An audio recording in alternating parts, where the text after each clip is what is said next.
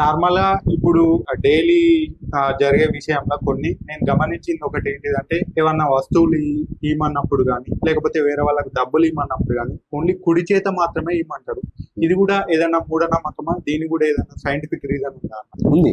అంటే ఇది ఇంతకుముందు చెప్పినట్టే నమ్మకానికి మూఢనమ్మకానికి ఒక చిన్న గీత ఉంటుంది. అలానే ఇది కూడా అంటారు. ఇది ఏంటి అంటే వంశానికి సంబంధించింది అనుకోవాలంటే ఏమవుతుందంటే మన శరీరంలో మన తలను మన మొండెం ఈ రెండు విభజనకు చేసినప్పుడు మన శాస్త్రం ఏం చెప్తుంది అంటే ఎప్పుడైనా సరే కుడి దిక్కుడు ఉన్న మెదడు అదంతా పితృదేవతకు సంబంధించింది, అంటే మన వంశానికి సంబంధించింది.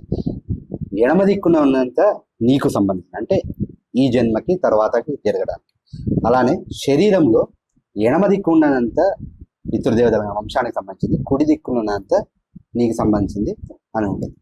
ఇప్పుడు ఏంటి అంటే మనం ఏమైనా దానం చేయాలన్నా ఏం చేయాలన్నా అదేం చేస్తాము అంటే మనం ఎడమ చేత్తో ఇచ్చినప్పుడు కన్నా కుడి చేత్తో ఇచ్చడం వల్ల నీకు ప్రయోజనం ఎక్కువ. అంటే నువ్వు మళ్ళీ ఈ జన్మ నెక్స్ట్ జన్మలలో వెళ్ళాలి అన్నప్పుడు ఇప్పుడు ఏమైపోతుంది అంటే ఇదంతా నీకు సంబంధించింది అని. అందుకే అందరూ ఏమంటారంటే కుడి చేత్తో ఇవ్వు అనే దానాలు ఏవైనా కుడి చేత్తో ఇవ్వు అన్నప్పుడు అంటే అర్థం ఏంటి అంటే ఇది నీ వంశానికి సంబంధించి కాదు, ఇది నీకు సంబంధించి నువ్వు నిన్ను ఉద్ధరించుకోవడానికి ఆ దానాలు ఏవైనా సరే కుడి చేత్తో చెయ్యి అని చెప్పడానికి.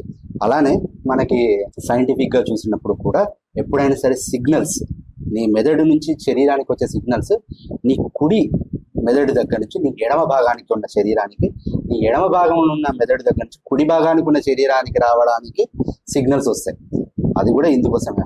అందుగుంటే కానీ అలా అని మనం ప్రతి ఒక్క దాన్ని దీన్ని అప్లికబుల్ చేయొద్దు. అంటే ఎలా అంటే ఇప్పుడు సపోజ్ ఒక ఫ్యాన్ స్విచ్ బంద్ చేయాలని అనుకో కుడి చేత్తో చేయాలి, ఎడమ చేత్తో చేయొద్దు అని కుడి చేత్తో చేసుడు ఈ మూఢనమ్మకాలు. అంటే ప్రతి ఒక్క అంశానికి కాదు, కొన్ని పుణ్యక్రతువులు చేసేటప్పుడు లేకుంటే నీ వంశానికి సంబంధించినప్పుడు అప్పుడు ఆ వ్యత్యాసం తెలుసుకొని దాని ప్రకారంగా వాటిని ఉపయోగించాలి అని తప్ప అక్కడ కుడి చేతికి ఎడమ చేతికి వ్యత్యాసం చూపెట్టుడని కాదు, అది గొప్పది ఇది చిన్నది అని చెప్పడని కాదు.